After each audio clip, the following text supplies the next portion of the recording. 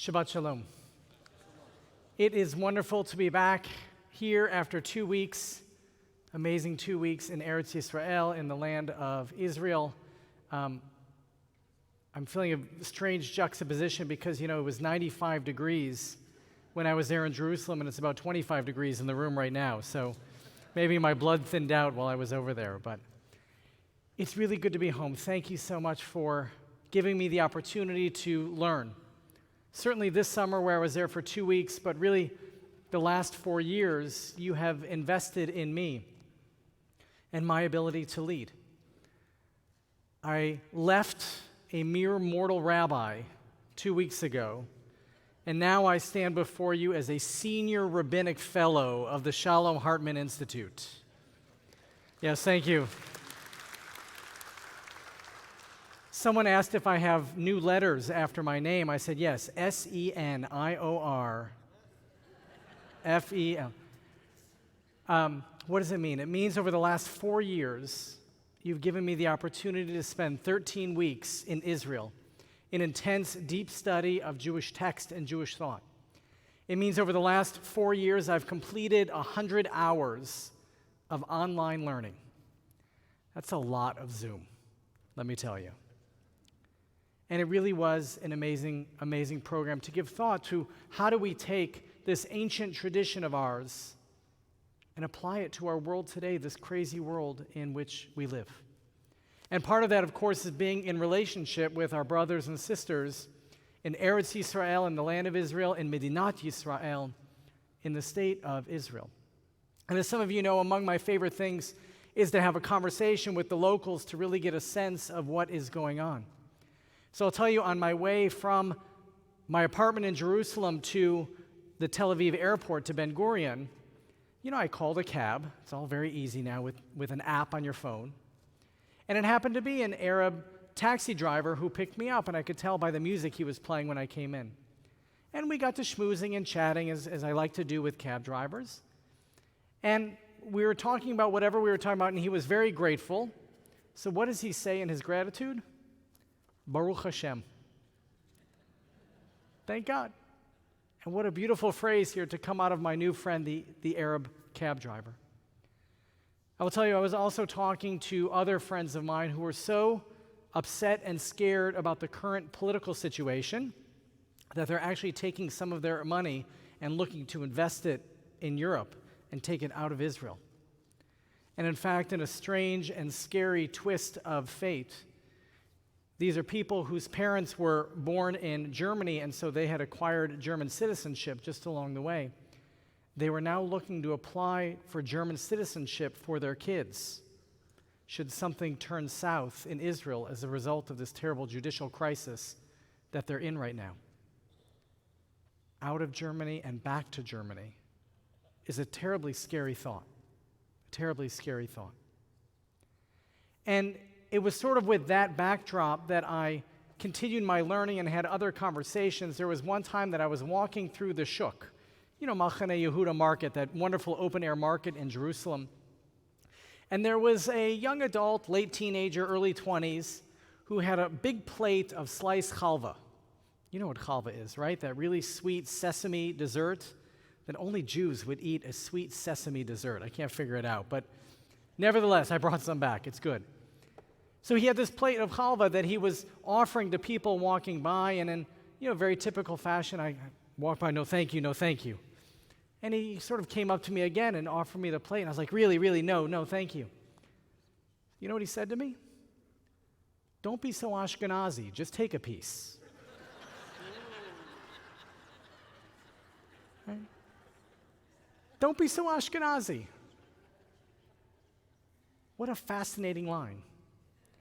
If being a Sephardic or a Mizrahic Jew means you take a dessert whenever it's offered to you, I'm in. How do you convert? Don't be so Ashkenazi. In today's Israel, the word Ashkenazi, right, Jews of Central European, Eastern European background, the word Ashkenazi is an insult. And it's used to describe people who are uptight, overly intellectual, and who worry all the time. Okay, I'm an Ashkenazi. What do you want from me?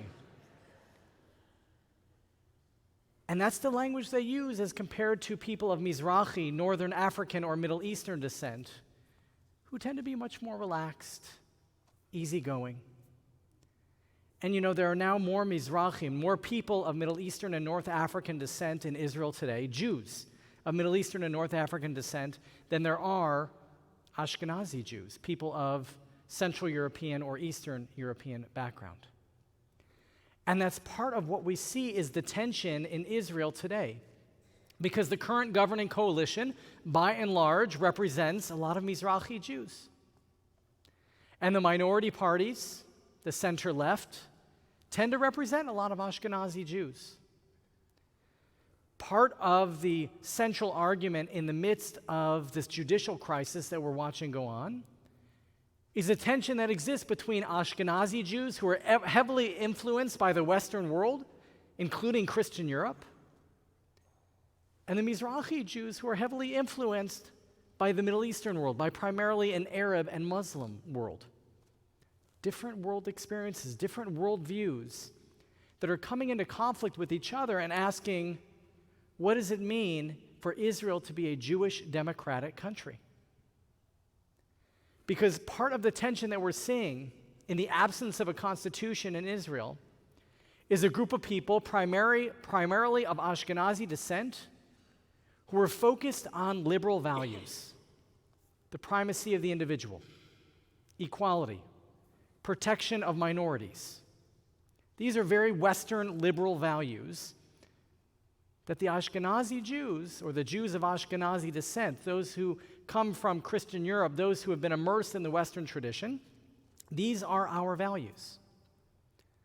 And the Jews who are more of Mizrahi descent, who grew up or who were raised by people more from the Arab world, are much more interested in the democratic values of majority rules. The majority can make the decisions. And in this case, the majority are focused on what Jews get to do, the rights that Jews have in control of the land, and what they get to do as a result. And herein lies some of the tension between what is going on. The rights that a majority has because they're the majority, and the obligations that the majority has toward the individual and toward minorities. Therein lies the tension.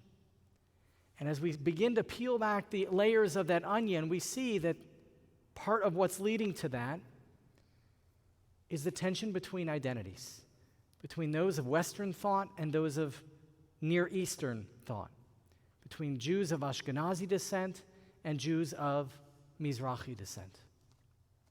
How do we navigate these two worlds?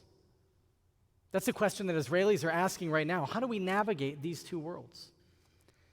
And I would argue that for us as non-Orthodox Jews, we've been navigating these tensions for a century. How do we balance the pull of tradition on one side and our obligation to tradition, what it means to sacrifice for the sake of Judaism and the Jewish people, what we give of ourselves for the greater whole, versus our Western tradition, which tells us of the sovereign self, that each individual person matters and each person can do what he or she or they want to do. What does it mean to protect the rights of minorities? What does it mean to reject tradition because it doesn't sit well with our modern Western sensibilities? And with that, we turn to Parashat Matot-Maasei, the double Torah portion that concludes this book of Numbers. And what does the beginning of Matot say? Women have no say in their own decisions. That an unmarried woman is bound to her father's rule, and that a married woman is bound to her husband's rule. The good old days, right? And then if we keep reading later in our Torah portion, what we see is how profoundly afraid the Torah is of women's sexuality. Because women can lead men astray because of what men want. and therefore women need to be set aside, need to be controlled. And that's what our Torah portion talks about. Now, for us as Western liberal Jews, we read this Torah portion and we go, and we reject it. This is not ours. This is not what we believe. We believe in equality. We believe in the power of the individual. We believe in protecting minority rights. We reject all notions from this Torah portion. That's what we do. We live in a time where we come across a text that doesn't fit well with us, with our modern Western sensibilities, and we say, I'm from the West, I reject this, I believe fully in egalitarianism, I believe fully in women's rights. I believe what it says in Ecclesiastes, to everything there's a season, a time for every purpose under heaven, and maybe in the ancient world was a time for that, but not in our time. Not in our time. Our time is a time for full equality, for full equal rights. Someone else might come to the same text, and maybe they're not leaning toward the Western liberal tradition as we are. And they might say, yes, we understand you have to go with the flow, you have to update with the times. But maybe to everything there's a season, a time for every purpose under heaven is not the approach that we should take. Maybe we should look to the Talmud, where the rabbis ask the question, in what direction does a mezuzah go? The rabbis had this question, in what direction should you put the mezuzah? And some say you should put the mezuzah straight up and down. Other rabbis said, no, you should put the mezuzah exactly from side to side. So what did the rabbis decide? You put the mezuzah at a 45-degree angle. Duh. It's good compromise. So perhaps we might look to conservative Judaism of the mid-20th century that says women can have some rights, but not all rights. Maybe we look to today and how modern Orthodoxy is struggling with this. And some aspects of modern Orthodoxy are actually ordaining women. They won't call her a rabbi, but they'll call her a maharat, or they'll call her a rabbanit. And they'll endow her with leadership capabilities and opportunities, but just not every right that's afforded to men. Maybe the compromise is the way to go. Here we are. We're struggling with our awareness that we are people who are part of two very different traditions. We have an incredible Western influence on us. This idea of equality and individual rights, the protection of minorities. And that's pulling us in some directions. But we're also Jews. And at the heart of Judaism is this idea of obligation, of sacrifice, of being part of something bigger than yourself. When we call someone to the Torah as a Jew, what's their name?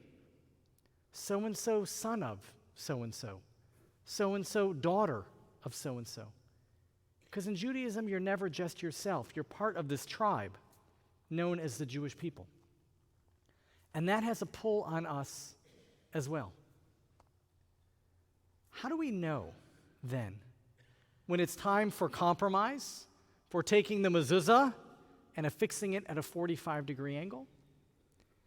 And how do we know when it's time to say to everything there's a season, a time for every purpose under heaven, and these laws were written for their time, and in our time, they no longer apply?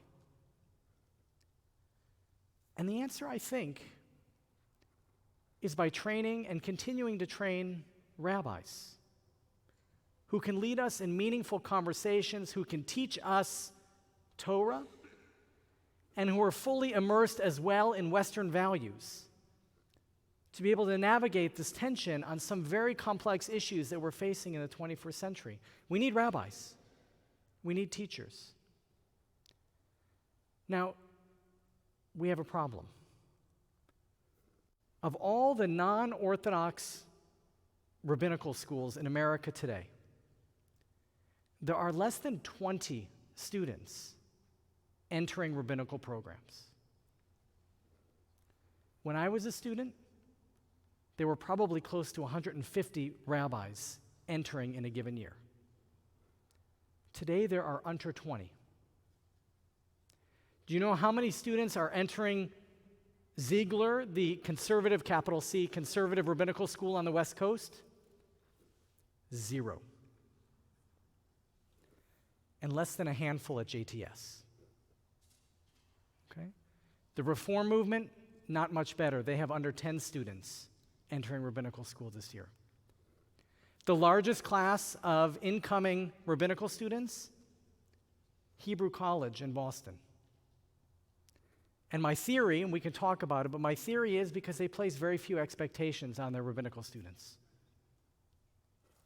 They do. You don't have to be a Zionist to go to Hebrew College. You don't have to be married to a Jew to go to Hebrew College.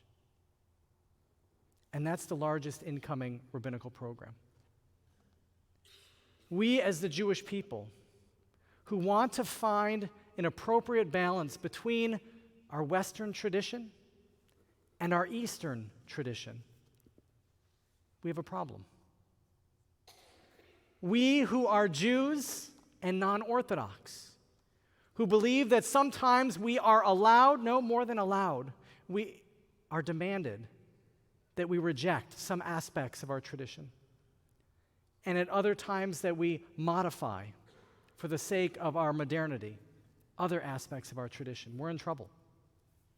We have what's called a pipeline problem. So with that in mind, I give thanks that you took the opportunity to invest in me and my continued learning. I give thanks that you support my colleagues here on the Bima and our ongoing learning, because there are great challenges ahead of us, and we need to understand Torah, and we need to understand the modern world in which we live in order to combat, to challenge, to overcome these problems, so that we may continue to live as proud Jews, devoted to our tradition and our faith, but also as proud Westerners who understand that modernity has much to teach us as well. Ezehu Chacham, our rabbis ask, who is wise? Halomed mikol adam, the one who learns from everyone. This week of Parashat Matot-Maasei, may we proudly and boldly declare that we are Jews, inheritors of an amazing tradition that makes life more meaningful, that empowers us with a sense of identity and love and compassion. And may we also own that we are part of a Western tradition that similarly makes life better because of our focus on individuals, our commitment to equality, and our understanding that we need to protect minority rights as well. When we allow either of those poles to go to an extreme, society falls. When we allow either of those poles to go to an extreme, society falls. So thank you for the opportunity to journey with you, that we can find the appropriate balance among those two ideas. That God should bless us with meaning, that God should bless us with purpose, that God should bless us with the opportunity to see the Tselem Elohim, the image of God, in each and every person we encounter. Adonai oz amo yitain, Adonai yavorech amo v'shalom. May God bless us with the strength to do right and to do good. And for here and for Israel, may God bless us all with peace. Amen.